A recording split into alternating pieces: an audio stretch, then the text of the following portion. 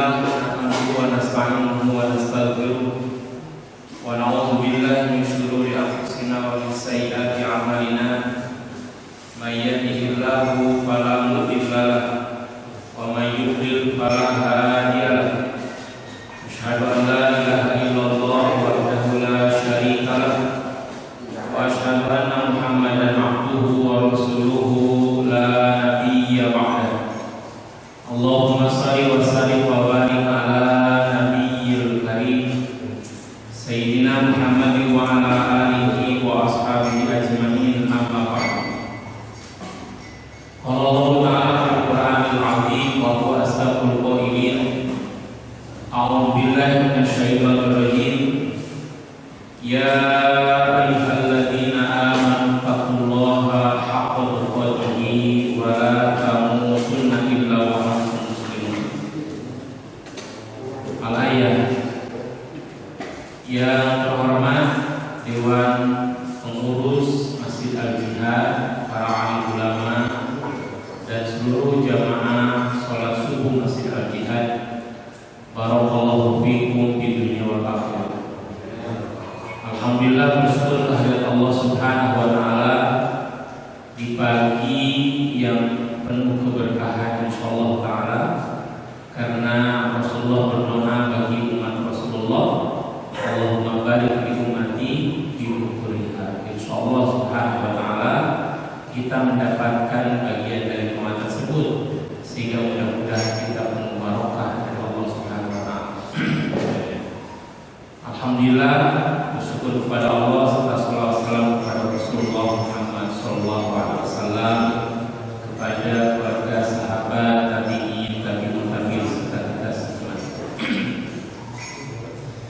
Jemaah Masjid Al-Jihad yang dirahmati dan dimuliakan Allah Subhanahu wa taala, insyaallah kita melanjutkan membaca Rukun Iman ya. Dan insyaallah jemaah Al-Jihad adalah Allah yang istiqomah dalam perjuangan dalam arti kita untuk menggapai keridhaan Allah Subhanahu wa taala. Jamaah rahimahullah, Subul Iman yang ke-8 yang sudah kita baca adalah Wasubatu Saminatu al-iman bi annal khalaiqa yusabuna jami'an ba'dal basi wa nusyur ila ardil mahsyar. Subul Iman yang ke-8 yang sudah kita baca yaitu meyakini bahwa seluruh makhluk akan digiring seluruhnya serta dibangkitkan untuk senantiasa berkumpul di bumi mahsyar. Dan insyaallah untuk selanjutnya adalah kita membaca wasubat tasi'atu al-iman bi anal jinani darul khuludil muslimin wa huwa man mata 'ala al-islam. Subul Iman yang ke-9 adalah meyakini bahwa sesungguhnya surga adalah tempat kekalnya orang muslim. Siapa muslim itu? Wa huwa man mata 'alal iman wa huwa man mata 'alal islam, yaitu orang yang wafat dalam keadaan Islam walaupun sebelumnya dalam keadaan kafir. Itu ya Allah. Jadi kita meyakini bahwa tempat kembalinya orang muslim adalah surga Allah Subhanahu wa taala. Itu, dan tempat di sini disebutkan adalah darul khulud, tempat yang kekal di muslimin. Siapa muslim itu? Man mata 'alal Islam, yaitu orang yang wafat dalam keadaan Islam. Wa in taqaddama minhu kufrun, walaupun sebelumnya dia hidup dalam keadaan kafir. Dan inilah yang menjadi harapan setiap kita, yaitu meraih husnul khatimah. Kita berlindung kepada Allah Subhanahu wa taala dalam kategori su'ul khatimah. Jadi orang yang husnul khatimah itu adalah orang yang senantiasa wafat dalam keadaan Islam walaupun sebelumnya dia sempat hidup dalam keadaan kafir. Itu jawaban Allah. Dan termasuk di dalam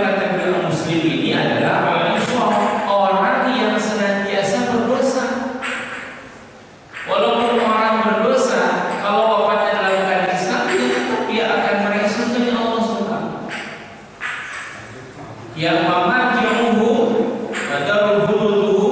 wa darul bihim al-jinan, yaitu tempat kembalinya al-usah, orang-orang yang bermaksiat.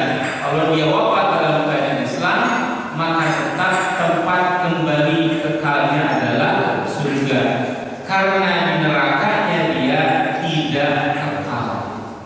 Ini jemaah Allah yang harus menjadi dasar setiap muslim berkeyakinan bahwa orang yang muslim wafat dalam keadaan Islam, maka pasti tempat kembalinya adalah surga.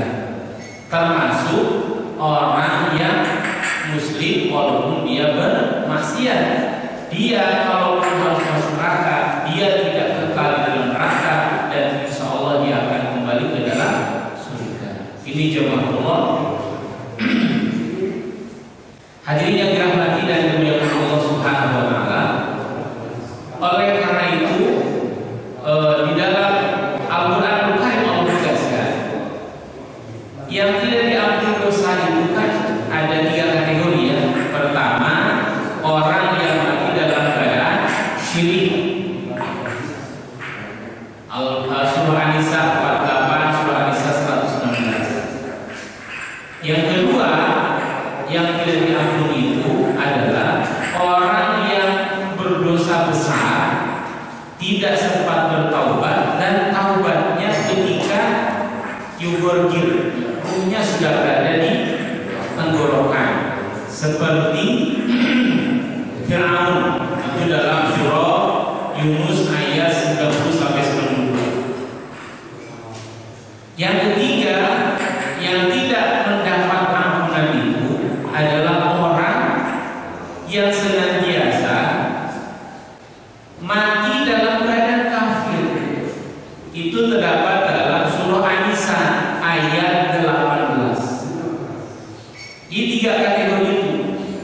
Nah, bagaimana dengan orang yang mati bunuh diri? Allah tegaskan kan tidak boleh bunuh diri, ya, tidak boleh punya haram.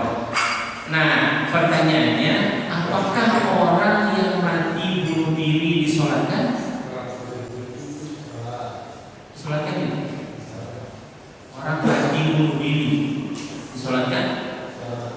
Ya, para ulama beda pendapat, tapi keumuman ulama adalah disolatkan. Imam Malik, Imam Asy-Syafi'i, Imam Ahmad bin Hanbal berpendapat disolatkan. Tapi Imam Ahmad bin Hanbal itu karena sabda Rasulullah wa ana lam usolli alaihi, kata Rasulullah, dan aku tidak menyolatkan padanya. Kalau orang mati bunuh diri, maka jamaah Allah, para pemimpin agama berfadi yang punya keutamaan jangan menyolatkan. Yang menyolatkan itu orang yang bukan pemimpin agama. Itu kalau ada orang yang mati bunuh diri, itu adalah tetap disolatkan.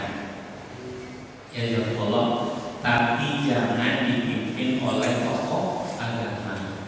Itu ya. Karena Rasulullah tidak mau menyolatkan, tapi Rasul menyuruh sahabat lain untuk menyolatkan. Ya, ini sebagai pelajaran dan peringatan bahwa tokoh agama tidak bisa ikut menyolatkan kalau ada orang yang mati bunuh diri. Itu jawab Allah. Ya, jadi kalaupun orang bunuh diri adalah memang dalam hadis Rasul disebutkan, hadis Imam Bukhari itu menyatakan bahwa kan dalam peperangan ada orang yang meninggal dalam peperangan itu. Kemudian semua sahabat kagum lah karena tombak itu masih tertancap di dada. Tapi kata Rasulullah, dia mati dalam keadaan kafir. Hadis Bukhari itu. Ya. Kenapa? Karena ketika dia dalam kondisi sakit luar biasa, dia mempercepat matinya dengan menggerakkan tombak itu ke jantungnya. Itu kan, sehingga dia matinya dalam keadaan bunuh diri.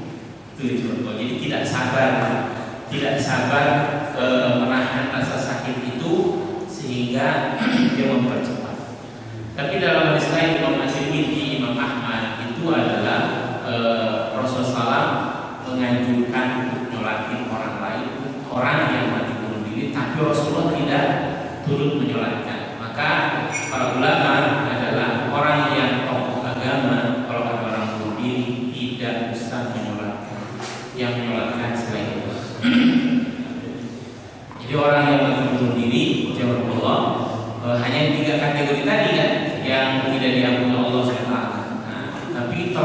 dosa besar. Dalam beberapa hadis, orang yang mati bunuh diri dia akan khalidan mukhalladan fiha abadan, kekal dan dikekalkan selama-lamanya dalam neraka. Kalau dia bunuh diri dengan minum racun, akan berulang-ulang seperti dalam jahanam. Seorang bunuh diri dengan melemparkan diri ke jurang, akan dia mengulang-ulang juga melemparkan dirinya dalam neraka jahanam. Nauzubillah.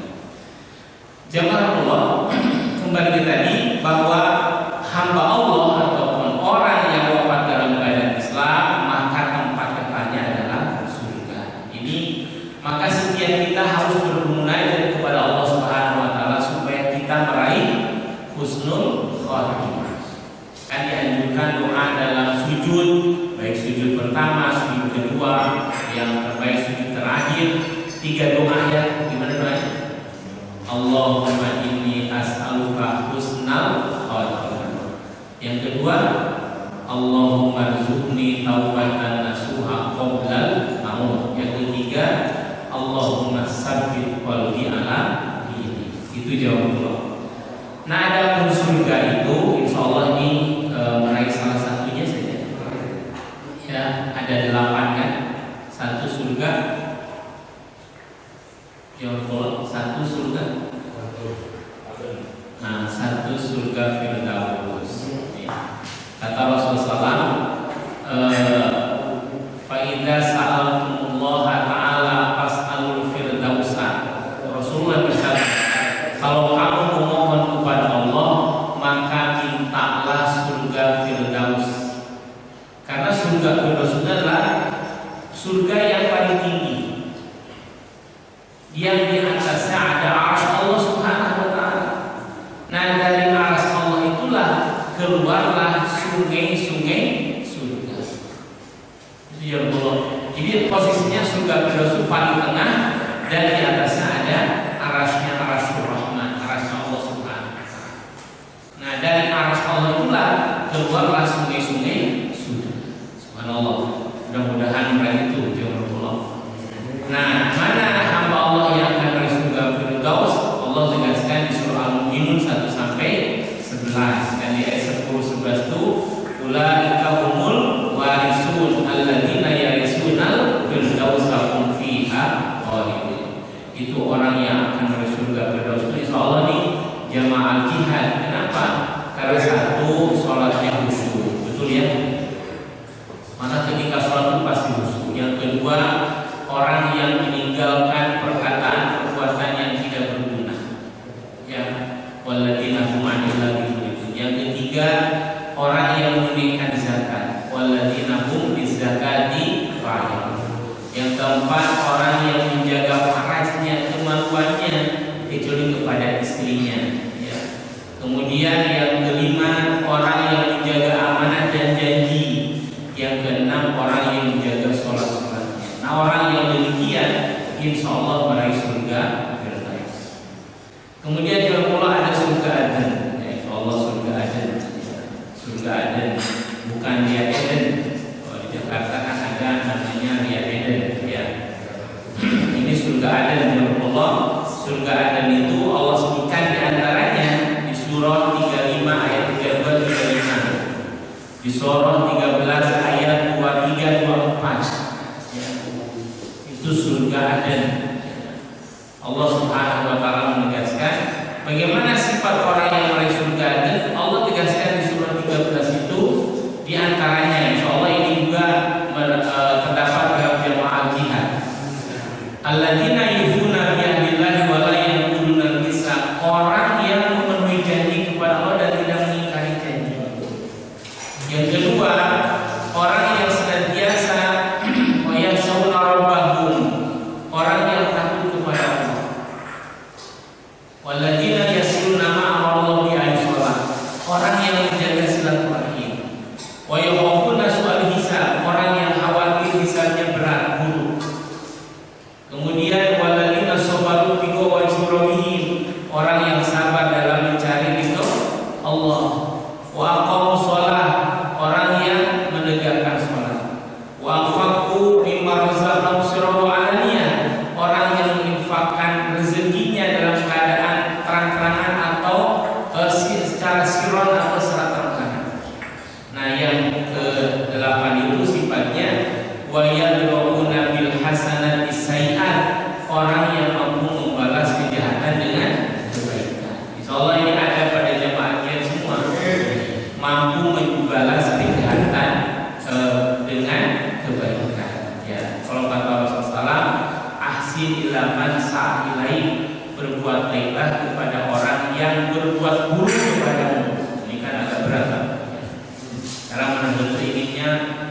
lebih baik ya.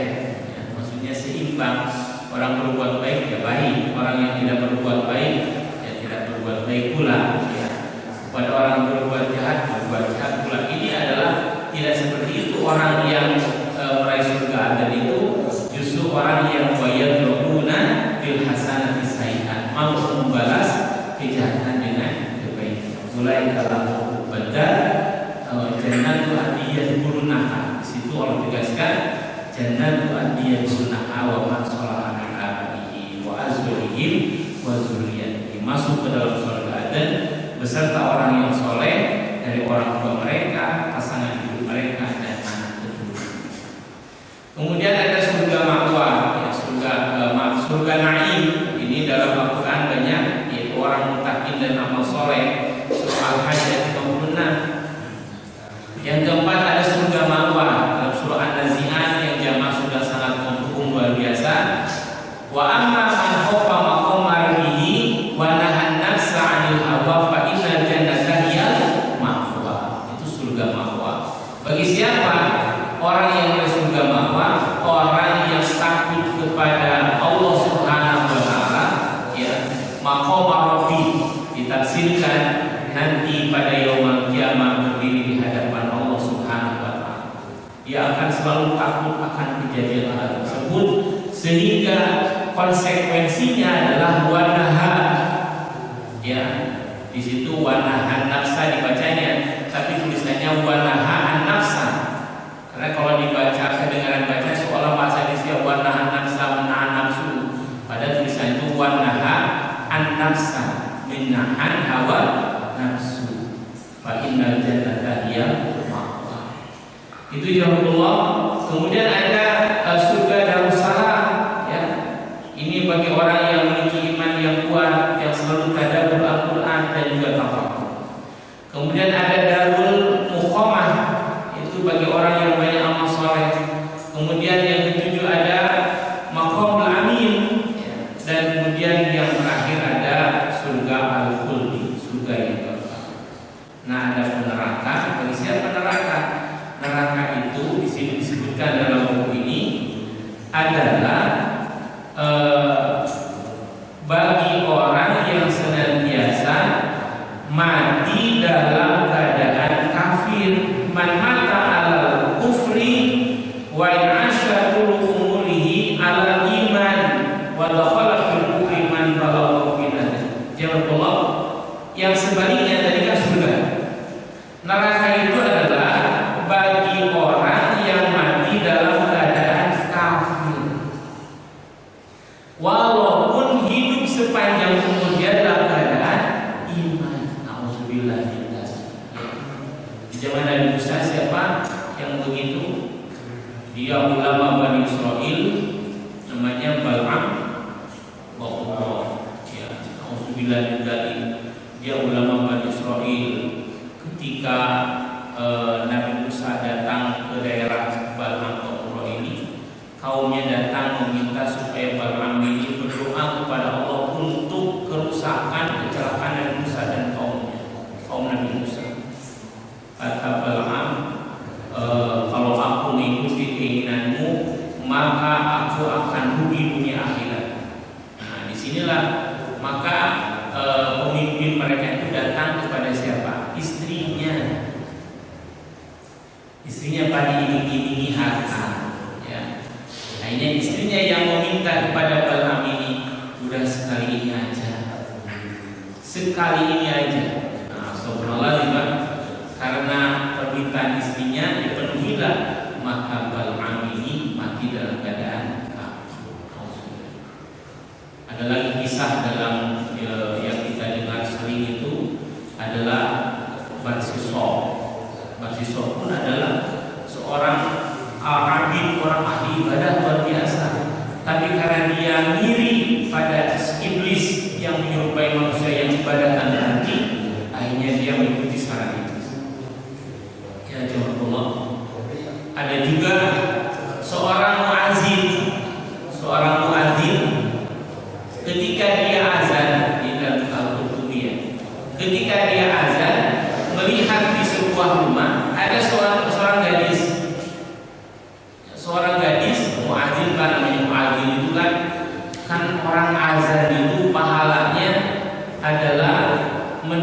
pahala dari semua orang yang sholat karena azan itu. Muazin itu mendapat ampunan seluas suaranya. Subhanallah, Mas. Maka muazin itu di Al-Jihad itu dia mendapat ampunan seluas suaranya. Diukur saja suara dari Masjid Al-Jihad itu sampai mana. Itu muazin. Subhanallah. Nanti di akhirat lehernya paling panjang, dalam arti paling tampak. Maka kalau ada kesempatan jadi azan, ya azan secepatnya. Tapi bagi yang sudah ditetapkan, itu jangan Allah ya. Karena azan itu harus pakai suara yang paling bagus kayak di segala tadi. Ketika dia melihat seorang gadis, dia turun, Pak. Kalau bahasa kita gentle ya, dia turun. Dia sampai dulu. Kata si wanita itu, kata si muazin itu, bagaimana saya bisa memiliki? Kata wanita itu, kamu tidak akan bisa memiliki. Bagaimana caranya supaya aku bisa memiliki? Kamu masuk agama Kristen. Masuk lagi. Nah, setelah dia nikah, berarti murtadnya. Nah, dia pas mau tidur malam pertama, qadarullah dia diminta naik ke atas karena mungkin ada bocor. Dia jatuh dan mati. Kan rugi dunia akhirat. Itu mati dalam keadaan kafir. Padahal dia hidupnya dalam keadaan Islam sebelumnya. Maka ya Allah, kenapa Rasulullah mengajukan kita supaya memohon kepada Allah husnul khatimah? Allah yang menakdirkan kita selalu bermunajat, Allah yang menakdirkan pula yang akan mengabulkan doa. Kita punya keyakinan demikian. Kan yang menakdirkan kita bisa berdoa adalah Allah Subhanahu wa taala. Maka kita berusaha. Itu jadi orang yang senantiasa mati dalam keadaan kafir, maka dia adalah kekal di dalam neraka. Itu jempol. Ya, insyaallah ini sudah sangat mampu. Dan neraka itu ada 7 macam. Ada hawiyah, ada jahim, ada saqar, ada laqwa, ada utama, ada sa'ir dan ada jahannam. Itu jempol. Itulah sumber iman yang ke-9. Jadi meyakini bahwa surga tempat kekal bagi orang muslim. Siapa muslim itu? Orang yang wafat dalam keadaan Islam. Itu juga orang yang dalam keadaan Islam. Sebaliknya neraka adalah tempat yang kekal bagi orang kafir. Siapa orang kafir? Orang yang mati dalam keadaan kafir walaupun hidupnya dan sebelumnya dalam keadaan Islam. Ini jawab ya. Kemudian sumber iman yang ke-10, wa syubbatul asirah hubbullahi ta'ala ya. Sumber iman yang ke-10 adalah cinta kepada Allah Subhanahu wa taala. Qala Sahal, Imam Sahal berkata, alamatul hubbillahi hubbul Quran wa alamatul hubbihima hubbun nabi wa alamatul hubbihi sallallahu alaihi wasallam hubbus sunnah wa alamatul hubbiha hubbul akhirah. Ini ciri ya, ciri yang Allah. Subul iman yang ke-10 adalah cinta kepada Allah. Jamaah Allah, jamaah Masjid Al-Jihad ini yang hadir di Masjid Al-Jihad pagi ini insya Allah termasuk kategori cinta kepada Allah Subhanahu wa taala. Ya.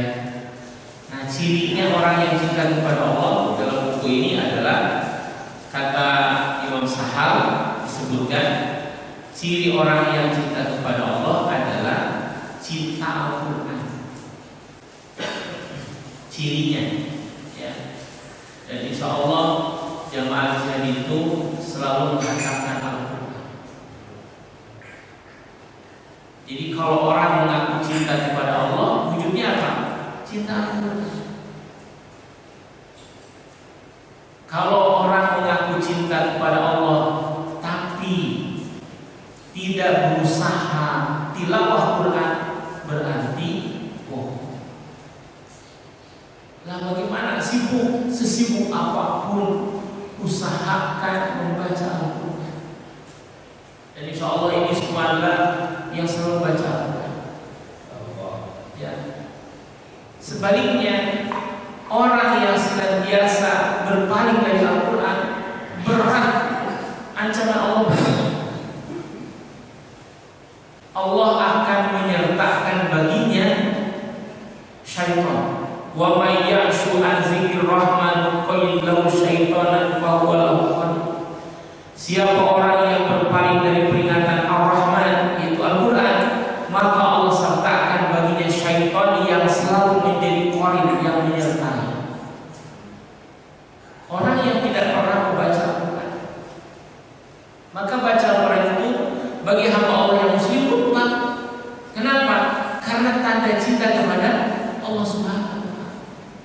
Dalam surah Toha Allah berfirman, "Wa man a'rada an dzikri fa innahu lahu ma'isyatan dhanka wa nahsyuruhu yaumal qiyamati a'ma."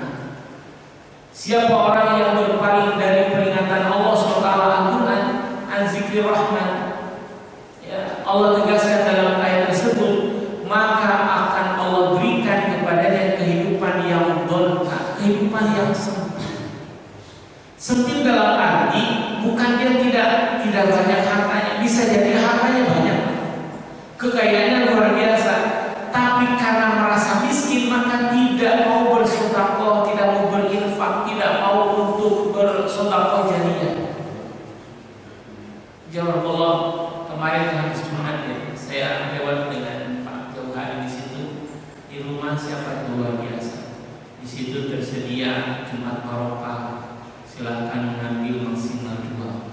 Itu bagian dari sedekah. Kenapa mampu demikian? Karena merasa kaya, merasa berkecukupan, sehingga peduli kepada orang lain. Kalau orang yang merasa sempit hidupnya, walaupun kaya dia merasa miskin, maka jangan bersedekah, karena dia merasa kurang. Bisa jadi donka itu adalah memang hidupnya susah. Bisa jadi dolkar juga adalah jabatan tinggi, tapi karena dia merasa rendah, maka yang dipikirkan bagaimana naik jabatan. Hidup terfokus ke sana. Itu akibat apa? Dari tidak membaca Al-Quran. Yang paling berat ancaman Allah adalah wa nahsyuruhu yaumal qiyamati a'ma, dan kami kumpulkan pada hari kiamat dalam keadaan buta. Sekalinya ke hari akhirat, di hari kiamat nanti dalam keadaan buta. Ini dalam surah Toha ayat 124 atau 124. Allah tegaskan, sehingga orang itu akan berkata, qala lima hasyartani amri, ya Allah, kenapa kau kumpulkan aku dalam keadaan buta? Wa qad kuntu basira, aku dulu di dunia melihat. Allah berfirman, qala atatka ayatuna fanasitaha wa kadzalikal yawma tunsa. Aku datangkan kepadamu ayat-ayat kami, kamu melupakan Al-Quran itu, maka pada hari kamu dilupakan. Makanya Allah, keluarga kita, ya, anak kita senantiasa memang harus dikondisikan untuk membaca. Bulan Ramadan itu alhamdulillah target khatam luar biasa. Nah ini harus berkelanjutan setelah. Insya Allah jamaah itu adalah betul mencintai Allah, dengan cirinya adalah mencintai Al-Quran. Maka dalam sabda Rasul, yang diantara menjadi syafaat bagi kita adalah orang yang senantiasa membaca Al-Quran. Al-Quran itu menjadi syafaat bagi kita. Syafaat itu ada berapa banyak ya? Pertama, Rasulullah menjadi syafaat, insya Allah kita meraih syafaatul uzma. Yang kedua yang menjadi syafaat itu adalah puasa Ramadan. Yang ketiga Al-Quran yang terus dibaca. Yang keempat anak yang soleh. Yang kelima teman-teman yang soleh. Teman yang soleh itu nanti ahli jamaah Masjid Al-Bihar ini, ketika nanti sudah berada di surga, kan mau minta apapun kepada Allah boleh nggak di surga? Boleh. Dalam surah Fussilat surah 41 ayat 31-32 Allah tegaskan, walakum fiha ma tashtahi anfusukum walakum fiha ma tad'un. Bagi kamu apapun yang tersirat di dalam hati, dan bagi kamu apapun yang kamu minta. Nah, di antara kebahagiaan dalam surga adalah kita bisa berkumpul kembali dengan jamaah yang berkumpul para guru kita, Pak Haji Yoga, Pak Haji Indoi, ya, akan bertanya, ya Allah, mana jamaah jihad? Itu nanti akan berkumpul. Sehingga begitu berkumpul, nanti akan bertanya, mana Bapak itu, mana? Maka bermunajatlah. Maka Allah memberikan izin untuk mensyafaati menolong orang saudara tadi yang sama-sama duduk dalam majlis ilmu, yang sama-sama senantiasa sholat berjamaah. Maka dalam Al-Quran tegaskan, al-ahillahu yawmaidin adu illal muttaqin. Pada hari kiamat nanti semua pertemanan menjadi musuh kecuali pertemanan atas dasar takwa kepada Allah Subhanahu. Kita duduk di sini ini bukan karena hobi, tapi karena ketakwaan kepada Allah. Pertemanan karena hobi bisa jadi musuh kalau hobinya bukan karena menuju ke takwa. Pertemanan karena profesi bisa jadi musuh, ya. Apalagi pertemanan karena hal-hal yang bertentangan dengan keridhaan Allah, jelas. Hanya pertemanan atas dasar takwa saja yang akan menjadi kebaikan. Itu jawabannya. Jadi yang pertama, ciri orang yang cinta kepada Allah adalah cinta Al-Quran. Insyaallah dia sudah cinta banget terhadap Al-Quran, sehingga Al-Quran di rumah itu sudah ganti berapa kali Pak? Ya, jangan sampai Al-Quran sejak nikah masih tetap baru. Karena Al-Quran itu sampai begitu ya. Al-Quran itu justru kalau Al-Quran itu rusak, itu berarti sering dipakai, sering dibaca. Ya, jangan sampai di loker-loker ini Al-Quran tetap baru. Ya. Justru kalau rusak lagi marahi, itu keliru. Justru kalau Qurannya udah rusak nih, barukan lagi setiap tahun, luar biasa. Berarti jamaahnya adalah selalu baca Al-Quran. Bahkan Al-Quran itu selalu kurang ya, itu karena jamaah selalu baca Al-Quran. Walaupun anjuran sekarang kalau setelah sholat kan segera pulang gitu. Jadi baca Qurannya berarti di rumah. Itu jawab Allah. Kemudian yang berikutnya ya di sini disebutkan wa alamatu hubbihima, dan ciri orang yang mencintai keduanya. Kedua ini apa? Cinta kepada Allah dan kepada Al-Quran adalah hubbun nabiyyi, cinta kepada Nabi. Jadi pertama, orang cinta kepada Allah cirinya adalah cinta kepada Al-Quran. Ciri orang cinta kepada Allah dan Al-Quran adalah cinta kepada Rasulullah SAW. Maka bohong kalau orang menyatakan cinta Al-Quran tapi tidak mencintai Rasulullah.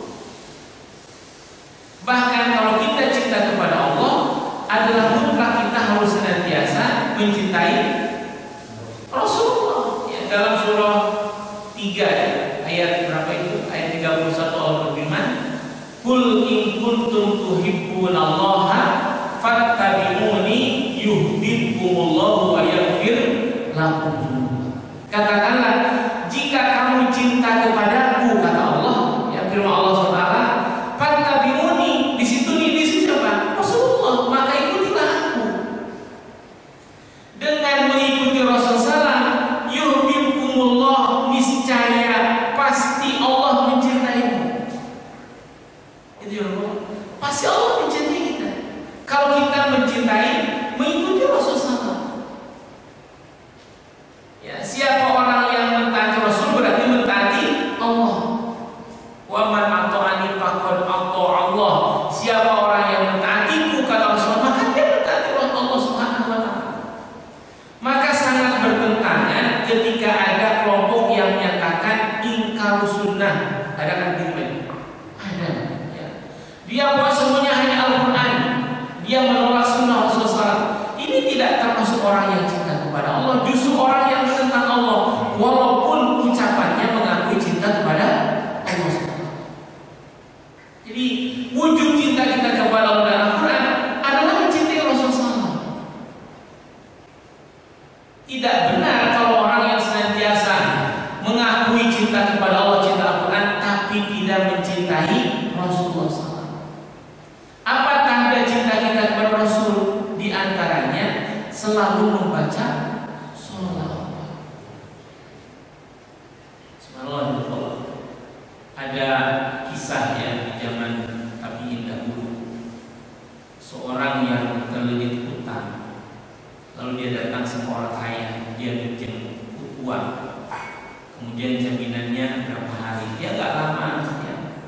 kira-kira 1 pekan nanti insya Allah dikembalikan. Menjelang 1 hari habis, ya.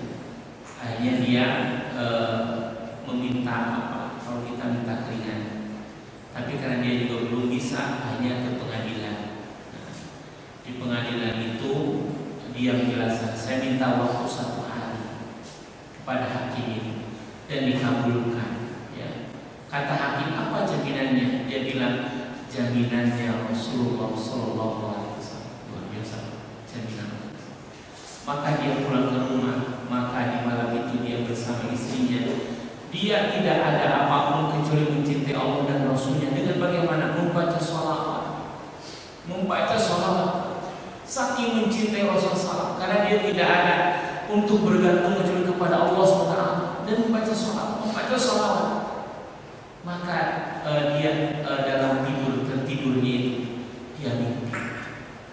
Ya, dia mimpi dalam mimpinya itu bahwa kamu minta tolong kepada seorang, ya, ada seorang alim, ya, minta tolong kepadanya, jelaskan cirinya apa. Kalau dia pada malam ini dia membaca sholawat 1000 kali, di malam kedua dia bingung jumlahnya sudah berapa kali nih, ya, dia targetnya setiap malam 1000 kali. Karena dia bingung, maka kemudian dia akhirnya membacakan, terus saja membaca. Maka dia kemudian besok paginya dia datang orang tersebut, ya, ada salam dari Rasulullah. Dia kaget terbiasa. Dia mimpi ketemu Rasulullah. Ada salam dari Rasulullah. Apa buktinya kalau betul kamu bertemu Rasulullah dalam mimpi kamu? Malam yang pertama, malam yang lalu Tuhan membaca sholawat 1000 kali, betul sempurna. Sedangkan malam berikutnya Tuhan bingung jumlahnya berapa dan akhirnya Tuhan menyelesaikannya walaupun dalam keadaan bingung. Dia betul persis seperti itu. Maka langsung dia menangis bersyukur kepada Allah. Kenapa? Karena dia diucapin salam oleh Rasulullah. Maka dia kemudian memberikan uang sejumlah dia 1000 dinar itu. Dia berikan uang itu. Kenapa?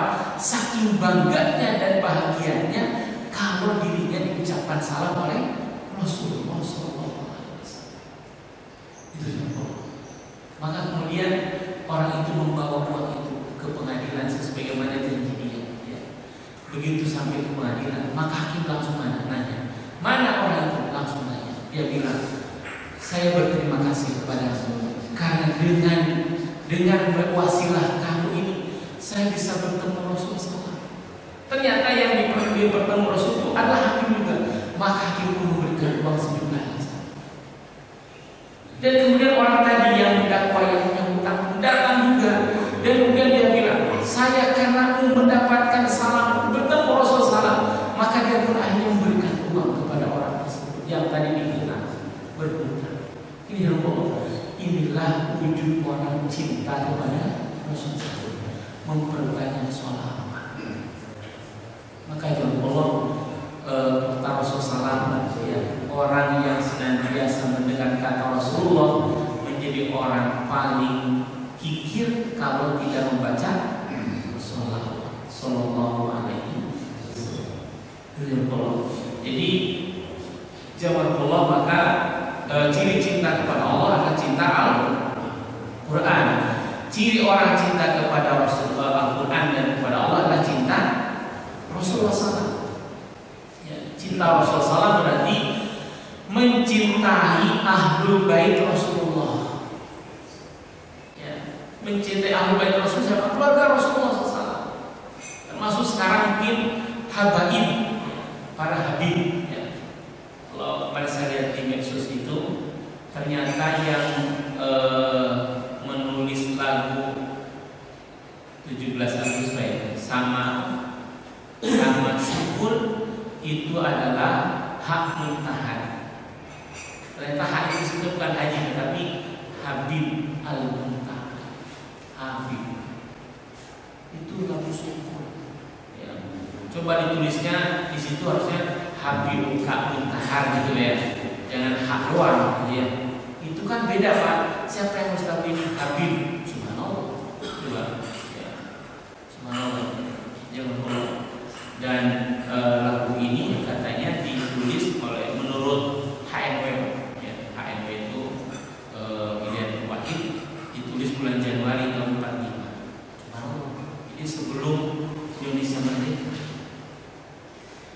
jemaah, jadi Habaib itu keturunan Rasul itu adalah harus kita juga muliakan, termasuk keluarga Rasulullah. Maka sangat aneh orang yang mengaku cinta Rasul tapi memaki Siti Aisyah. Siti Aisyah itu adalah istri dari Rasulullah SAW, Ummul Mukminin, ya, yang harus senantiasa kita muliakan. Kalau kita mencintai Rasulullah SAW, itu jahulullah. Ya. Kemudian, alamat yang ketiga, ciri yang berikutnya jahulullah. Kalau benar kita mencintai Rasulullah, ya, wa alamatuhu bihi sallallahu alaihi wasallam hubbus sunnah. Dan ciri orang yang mencintai Rasulullah adalah mencintai sunnah Rasulullah SAW. Maka dalam sabda Rasul, man ahya sunnati faqad ahabani wa man ahabani kana ma'i fil jannah. Siapa orang yang ahya sunnati, orang yang menghidupkan sunnahku, maka dia mencintai Rasulullah. Dan orang yang mencintai Rasulullah, dia bersama Rasulullah di dalam surga. Jadi kalau kita benar mencintai Rasulullah, apa buktinya? Hidupkan sunnah Rasulullah SAW. Ya, mana sunnah Rasulullah SAW? Sangat banyak, Pak. Sangat banyak sunnah Rasulullah SAW. Ya, dalam sabda Rasul Imam Bukhari itu, Rasulullah bersabda, apapun yang memerintahkan kepadamu, maka lakukanlah mastata'tum, sesuai kemampuan.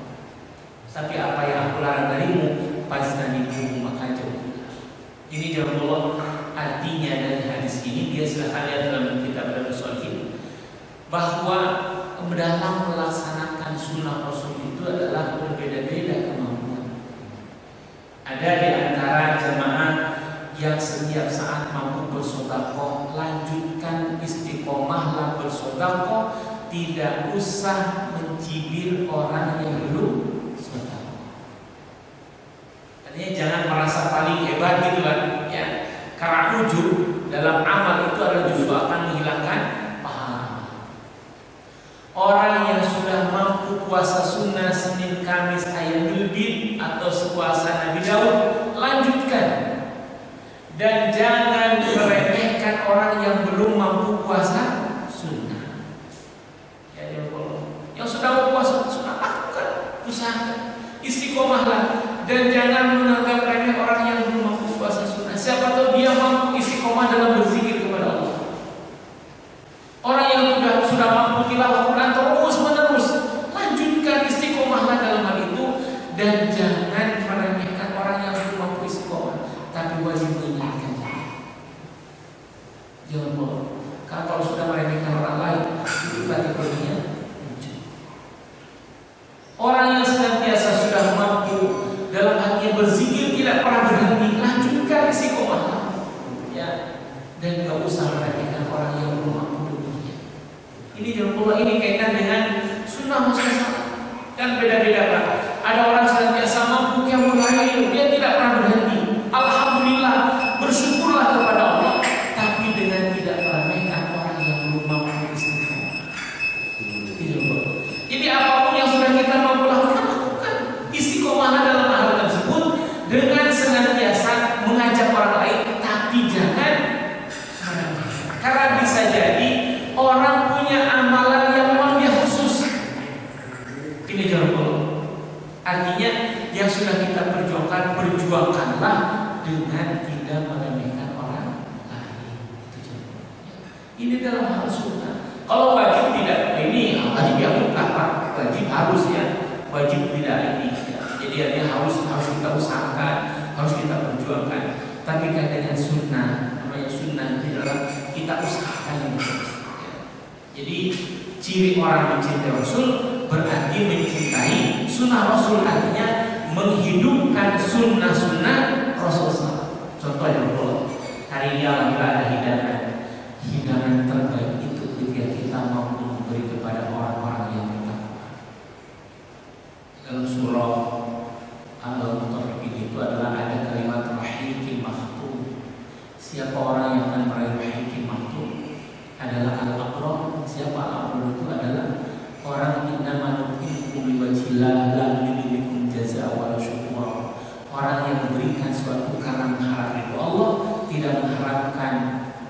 ucapan tidak mengharapkan balasan dan tidak mengharapkan ucapan terima kasih. Ini orang yang akan menerima hikmah itu diantaranya orang yang memberi minum orang mukmin, orang yang memberi makan orang mukmin, dia akan diberikan makanan dari buah-buahan surga. Maka berpahalakah kita memberi makanan kepada orang tidak muslim? Berpahala, jangan kepada manusia, kepada orang yang berpahala. Yang paling utama adalah kepada orang mukmin. Maka kalau Bapak memberi makan orang yang ahli sholat, yang ahli majelis ilmu, itu jauh lebih luar biasa. Maka ya Allah, seringkan di rumah-rumah diadakan kajian, itu adalah keuntungan luar biasa. Keuntungan luar biasa. Karena kalau di luar tempat biasanya ahlul bait sahibul baitnya menyiapkan hidangan biasa begitu. Tapi insya Allah kita hadirnya bukan karena hidangannya ya. Ini hidangannya akan satu sate hadir sate. Nanti rugi dulu. Kita hanya dapat sate doang, nggak dapat pahala. Ya. Walaupun di situ undangan pengajian di rumah Bapak RW NB di bawahnya hidangan sate marang. Ya. Itu yang Allah. Jadi kalkulasi itu yang hadirnya lebih banyak. Itu cinta kepada Rasulullah SAW dengan menghidupkan sunnah Rasulullah SAW. Kemudian jangan Allah, ini masih berlanjut ya, karena belum selesai di kata hubullah itu. Dan ciri orang yang senantiasa wa alam hubbiha, dan ciri orang yang mencintai sunnah Rasulullah adalah hubbul akhirah, cinta akhirat. Iya Allah. Mana orang yang cinta akhirat itu? Orang yang mengerahkan seluruh yang Allah amanahkan bagi dirinya untuk meraih negeri akhirat. Dalam surah Al-Qasas yang ke-7 ayatnya sudah 50 oleh jamaah. A'udzubillahi minasyaitonir rajim wabtaghi fima ataqallaha darul akhirah. Dan carilah oleh kamu dengan apapun yang Allah berikan kepadamu untuk apa? Negeri akhirat. Jadi orang yang senantiasa mencintai sunnah Rasul adalah orang yang mencintai akhirat. Bagaimana mencintai akhirat? Orang yang mengerahkan seluruh yang Allah berikan kepada dirinya untuk meraih negeri akhirat. Bapak menjadi pejabat tinggi, jabatan itu untuk negeri, untuk meraih negeri akhirat. Bapak memiliki kekayaan yang banyak, maka kekayaan itu adalah untuk negeri akhirat. Kata Rasulullah kan pernah Rasul bertanya, siapakah di antara kamu yang lebih mencintai harta ahli warisnya? Kata sahabat, tidak ada ya Rasulullah. Kata Rasulullah, orang yang mencintai harta ahli warisnya adalah orang yang menumpuk hartanya tidak disedekahkan. Kalau punya harta banyak nih, tidak disedekahkan, hakikatnya kita mencintai harta ahli waris kita. Artinya tidak mencintai untuk dirinya sendiri, karena harta yang akan menyelamatkan diri adalah harta yang sudah dia infakkan, sedekahkan. Itulah yang mencintai di hartanya.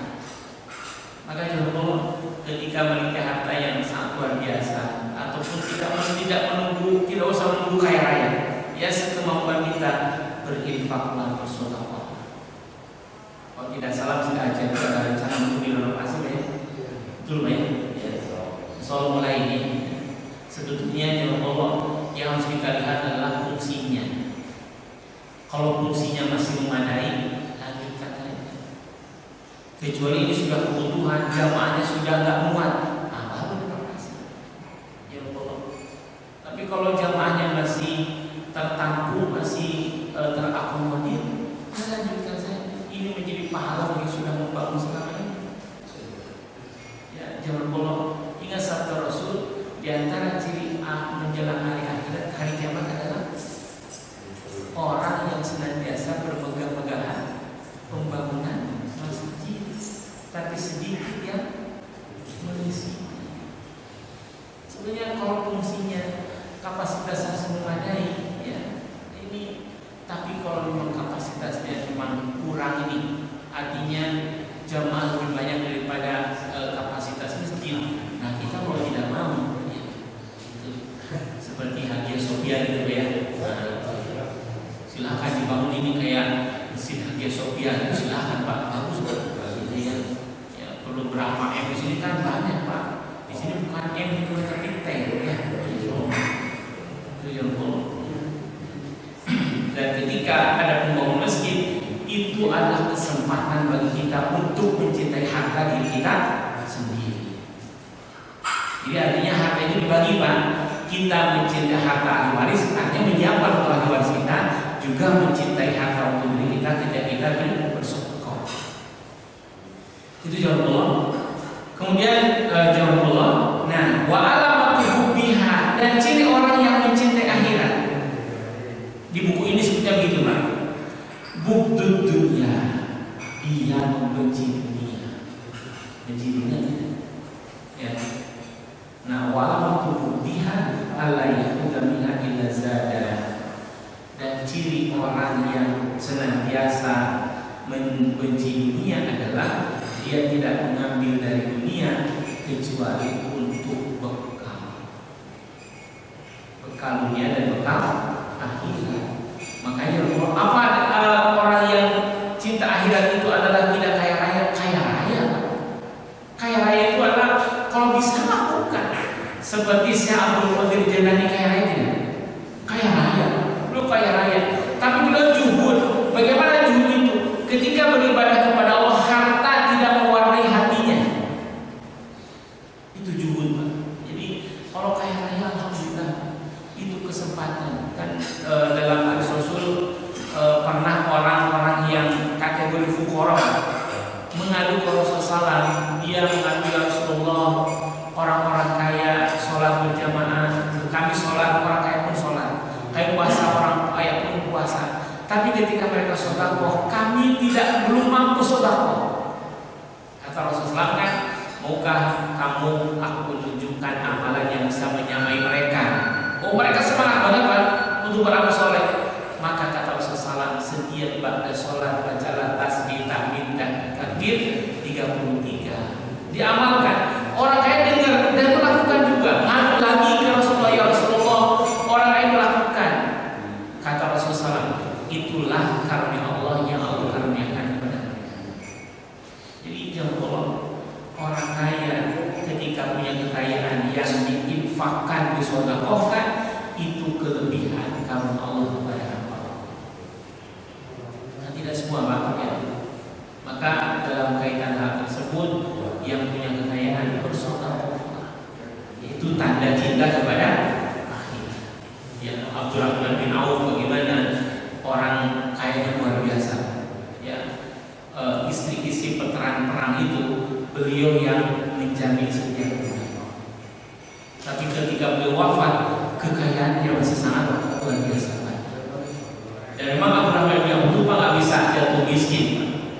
Kan ketika beliau pulang perang, kurma itu di Madinah itu kadaluarsa untuk waktu metiknya itu, sehingga menjadi tidak pas gitu.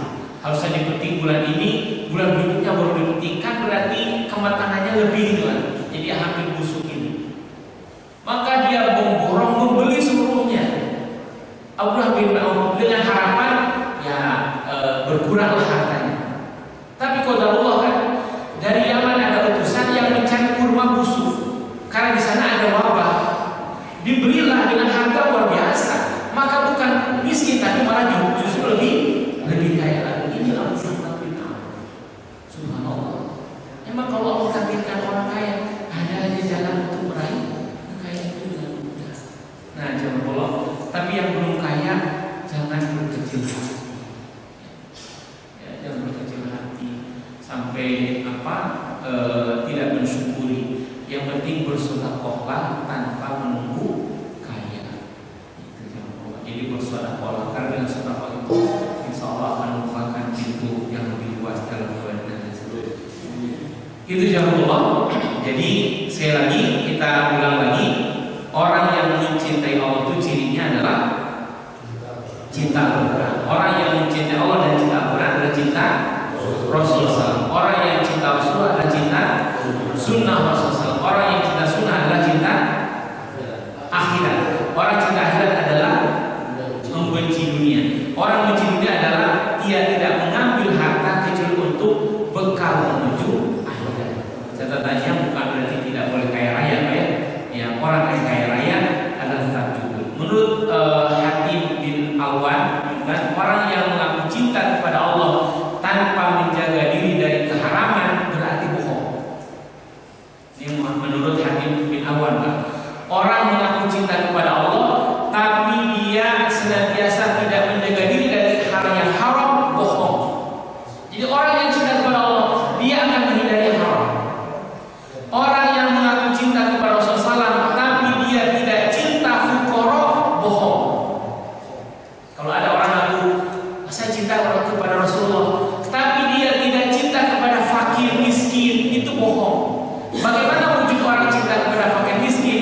Dia membantu fuqara wal masakin.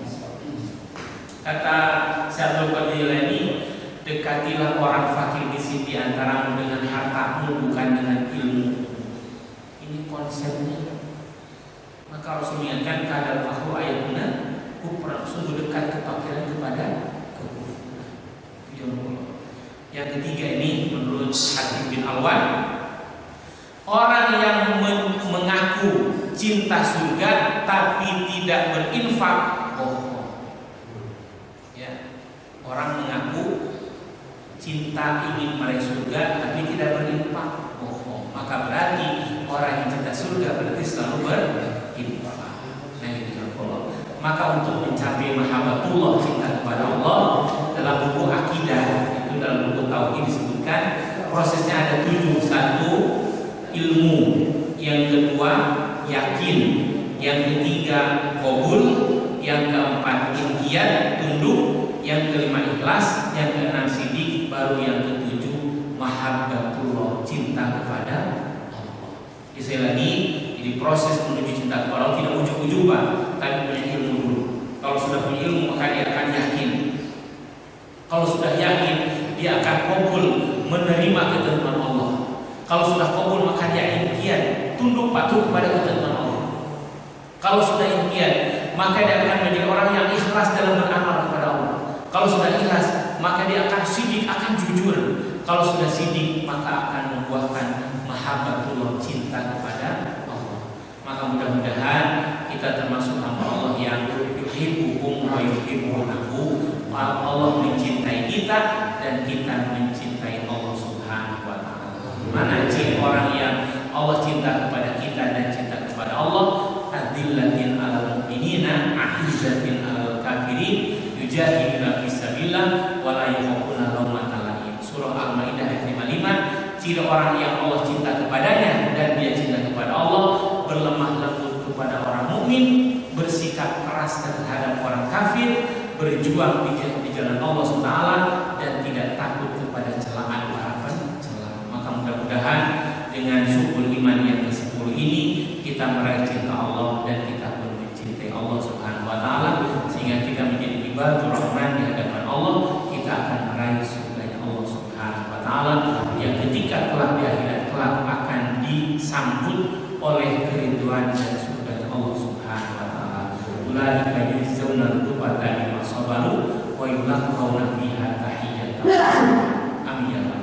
Demikian, silakan kita ada menambahkan. Wallahu a'lam. Silakan jawab Allah. Ya. Assalamualaikum warahmatullahi wabarakatuh. Waalaikumsalam. Saya pernah membaca dalam syarah tafsir Ibnu Katsir mengenai ayat yang berbunyi "Litukabbirullaha 'ala ma hadakum." Hendaklah aku membesarkan Allah karena Dia telah memberikan petunjuk kepada kamu. Berkenaan dengan syafaat dan Al-Quran, yang mungkin paradigma kita berikutnya agak sedikit berubah.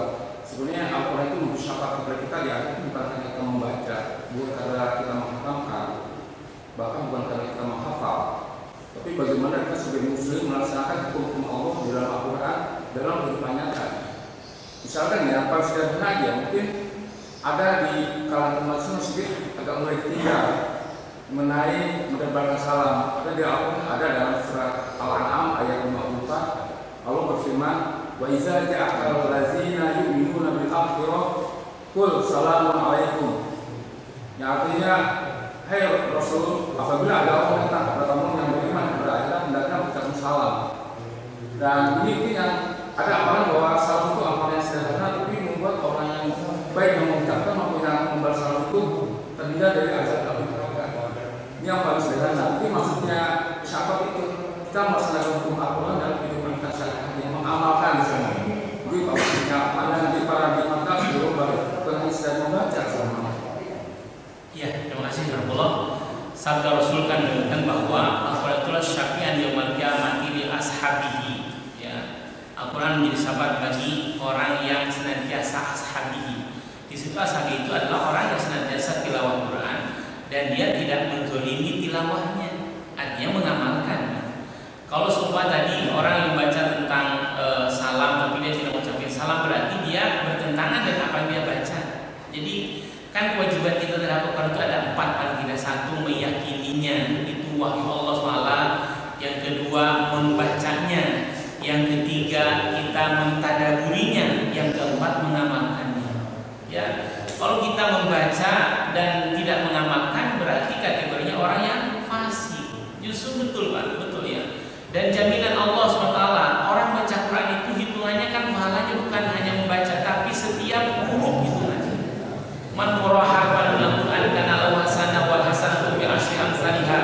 La aqulu alif lam mim harfun walakin alif harfun wa lam aqulu harfun. Rasul bersabda, siapa orang baca satu huruf Al-Qur'an baginya satu kebaikan. Wal hasanatu bi asyri amsalihha, dan setiap satu kebaikan Allah balas dengan asyru amsalihha, 10 pahala kebaikan. La aqulu alif lam mim harfun, aku tidak menyatakan alif lam mim satu huruf, walakin alif harfun wa lam harfun wa lam harfun, tapi alif satu huruf, lam satu huruf, mim satu. Itu keutamaan membaca. Apa cukup hanya membaca? Tidak, tapi wajib yang berikutnya mentadaburinya. Maka dalam surah An-Nisa Allah tegaskan, "Afala yatadabbaruna Al-Qur'an?" Ya. Walau kana min indillah lawajadu fihi ikhtilafan katsira. Ayat 82 surah An-Nisa. Kenapa kamu tidak mentadaburi Al-Qur'an? Kalau Al-Qur'an itu adalah datang bukan dari Allah, kamu akan mendapati pertentangan yang luar biasa. Jadi kita wajib mentadaburi. Setelah tilawah, kita wajib mentadaburi. Kalau mentadaburi, wajib mengamalkan. Nah, inilah perjuangan kita wajib mewujudkan, membumikan Al-Quran. Kalau istilah bahasa itu membumikan Al-Quran. Artinya, Al-Quran itu kita wujudkan dalam kehidupan. Ini Allah. Maka perjuangan kita adalah menegakkan hukum Allah, Al-Quran. Itu kewajiban kita bersama. Yang saat ini ada yang bisa merdeka ke-75. Kita belum mempunyai hukum berdasarkan Al-Quran. Ini kewajiban kita. Ini terima kasih Pak. Terima kasih diingatkan kewajiban kita. Maka momentum sebetulnya Indonesia Merdeka 75 ini adalah kewajiban kita bagaimana kita menjadi penetap kebijakan untuk bangsa dan negara kita. Bagaimana kita bisa menetapkan kebijakan kalau kita tidak memegang tampuk kekuasaan? Maka wajib berarti orang muslim yang soleh, yang mau Al-Quran, yang harus memimpin Indonesia. Itu Pak. Ya, kan Rasul pernah mengingatkan segenggam ilmu akan lebih efektif ketika disertai dengan kekuasaan dibanding dengan sekeranjang ilmu tanpa kekuasaan. Maka oleh karena itu Allah, dukunglah anak-anak kita menjadi hamba-hamba Allah yang hafid Al-Quran, yang mampu mentadaburi dan mengamalkannya, sehingga insya Allah mudah-mudahan kita nanti akan memegang kekuasaan ini. Demikian contoh Allah. Terima kasih Bapak atas tambahannya. Benar Pak, jadi kita tidak hanya membaca tapi harus wajib mengamalkan sesuai dengan yang kita baca. Demikian untuk hari ini. Benar hanya